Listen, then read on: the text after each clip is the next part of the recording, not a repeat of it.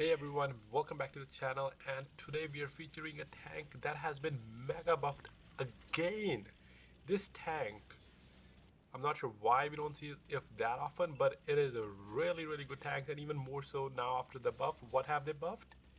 They buffed its hull rotation, its turret rotation, 100 HP buff, and they buffed the alpha from 400 to 420, as well as the DPM from 3000 to 3074, along with the shell count buff as well as light armor buff. So before we start the replay, I'll go over my setup. I have pretty standard loader, camo, and optics for equipment.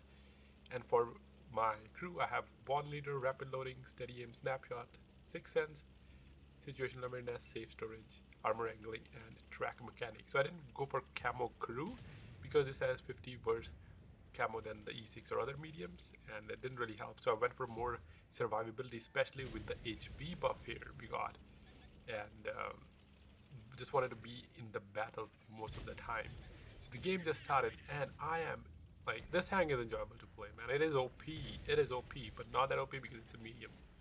But still, it can hold its own, and you'll see 3 shots into E100. I was able to perma track him in Berlin. This is a city map.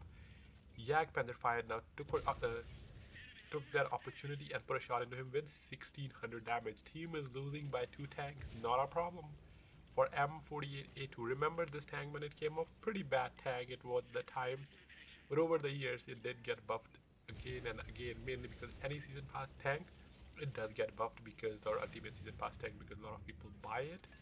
So that's like one of the reasons to always buy kind of the ultimate season pass tank, because it's a guarantee that it will get buffed, and this tank is a prime example along with other tanks. So another shot into E5's or E100's turret, bringing my damage to 1929. This tank, also Gisor behind me, wants to put a shot in, but I'm side scraping this position. I don't want to give away this position, and not that Gisor would pen E100 either. It's a good thing he's here. He's supporting me, but not the greatest tank for this position here. Same with the Panther 2, they should just stay here along with me when they push, but shouldn't be aggressive like that, what they're doing right now. So Panther going forward, Panther 2, and while he's distracting him, I'm going to try to put a shot into him, but my shell missed. The tank does have really good accuracy. Both AP and heat has good, or not good, the same shell velocity, 1067.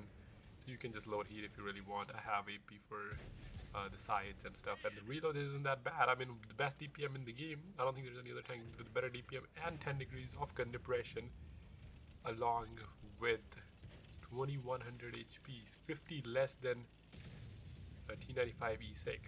Over on the left side, this Jag fired again, wanted to take him out of the game, but our Jag at 268 already finished the job. Score 11 to 13. We are losing by 2 tanks. Want to be careful here because I don't want to take a shot from this E100. I put a shot into his superstructure, and I wanted my teammate to push, since they're pushing from the middle of the 8-9 line, to distract him and then peek, because this E100 is going to die, and the last thing I want to do is take a shot from him for no reason, especially when it can be avoided. Unfortunately for us, the 277 finished V5, and then the Panther 2 is struggling to pen 277, and at this point I'm like, oh man, did I make a mistake here? But then 268 was peeking on the left. I thought, okay, he'll finish off the E100. But meanwhile, Panther 2 goes down, and now I'm kind of really reevaluating. Maybe I should have taken a shot. Would I have been able to help my 2 of the teammates that are dead? Nonetheless, I still managed to quick peek the E100, taking him out of the game. 277 fired into our 268, and then I managed to take him out as well. We are losing by 3 tanks. I could have shared my HP, but, well, it's better to trust on myself than my random teammates. That is always the case. Whenever you try to help someone, it usually ends up costing you. And also because I have more HP now with the armor angling skill, I have more carry potential towards the end with this insane DPM, and that's what it's going to come in handy now. So far, 3200 damage only. Paladin is pushing, snapped heat into him, missed, unfortunate, but he's getting clipped from the back from auto loader maybe, not sure who it is. So I push forward, put a shot into Paladin, not auto loader, but it was the tier 10 TD, and he takes Paladin out of the game. I am being targeted 4v8. The score was 4v9. I'm still being targeted, a little bit panicking, so I decided to close in towards my team, so when they do push, we can help each other, because the closer we are, the better our chances of winning, because enemies are confident at this point, and we have a Jag not to mess with. These will take out one more tank, the Cannon Jager Panther 3 GST. 4v7. However, Jisoo is getting jumped by their team. He does go down, but not before he take out another tank though. 3v6 now. 3600 damage so far. I'm holding the Dragon B line and my team is holding the CD line at this point so that they don't get flanked. We have two tier 10 TDs, so they should not be that easy to kill as they do have HP. And one of the TDs is trying to push them. They're in good position so far. I'm not really worried unless our TDs get flanked or I started to get flanked. I want to keep an eye on this Murad and Dragon so that someone doesn't get or clipped by Murad. That's my main concern at this point. But waiting for enemy to make a play, as I don't want to push into them for no reason. I made a mistake here. I backed up too far, aligned or losing line of sight on those mediums in front of me, which would allow them to make a cross. The G-Sword comes behind our tank destroyer, started clipping them, and at the same time Murad and Dragon started pushing. Dragon put a shot into me, only tracked. Lucky for me, however, they're running very quickly. I thought I could maybe put a shot into one track and then get away. Unfortunately not, I was too slow, and at the same time they both them crossed. We lost Yak Panther. G-Sword is reloading. 140 very healthy, is now pushing her new tier 10 premium TD while being focused on the tank destroyer. I managed to put a shot into 140. He's trying to hide but wasn't able to. Put another shot into 140, bringing him to one shot, and was taken out by our other teammate. And as I was saying, the HP, another hash into me, did not pen. Maybe that armor buff coming in handy, and now the Dragon's one shot. G-Sword comes in. He had clipped Jag earlier and will be able to kill this tank destroyer as he has his back. He put a shot into me, put another one. He did manage to pen me twice, but he will go down now as he can't really escape. 1300 damage. I can take a clip from Murat, and especially because I have the armor angling, and then I was hoping I'll kill the Dragon before he fires at me. Try to push where the Dragon was last spotted. Moving forward, at the same time Murat gets spotted on the left side. He pens a shot into me. I snapped him, RBRT pen. He bounced his second shot, and I know he has one shot, can't really kill me. So I decided to push him so that even if the Dragon is behind him, I can finish him off. Put another shot into Murat, rammed him, making him lose 100. We tried to put another shot, bounced again.